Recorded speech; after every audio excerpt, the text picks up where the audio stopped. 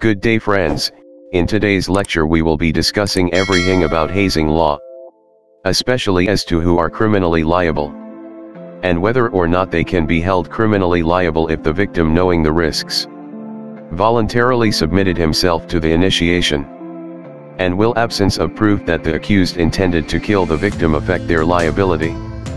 Planters fraternity held initiation rites. Present were Orchid, the head of the fraternity, 5 members, one of whom was Gumamela, and 3 neophytes, one of whom was Santon.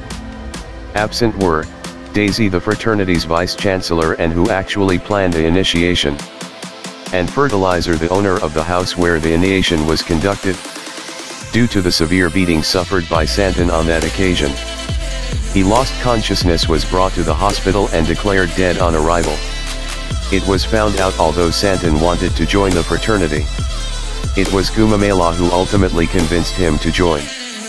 It was shown also that Orchid and Gumamela did not actually participate in the beating of the new recruits. They merely helped in preparing for the food, and that Fertilizer messaged them that they can use their house as the venue. Are they criminally liable for the death of Santon?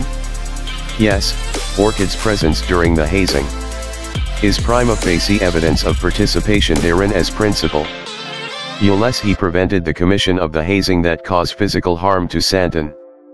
Gumamela is also criminally liable because as member of the fraternity, who knowingly cooperated in carrying out the initiation by inducing the victim to be present thereat, is liable as principal. He is penalized, not because of any participation in the infliction of the harm to the victim, but due to his indispensable cooperation in the crime by successfully convincing the victim to undergo the hazing. Daisy, the vice-chancellor, who actually planned the initiation though not present when the acts of hazing were committed, is liable as principal. Fertilizer, the owner of the venue where the hazing was conducted, is liable as accomplice, because he had actual knowledge of the hazing conducted therein, and failed to take any action to prevent the occurrence of the same.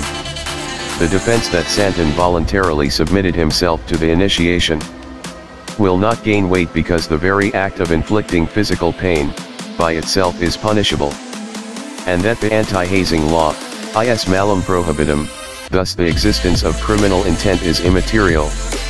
That would be all in the meantime friends, kindly subscribe to the channel, so you will be notified of the next lectures that are coming. God bless and keep safe.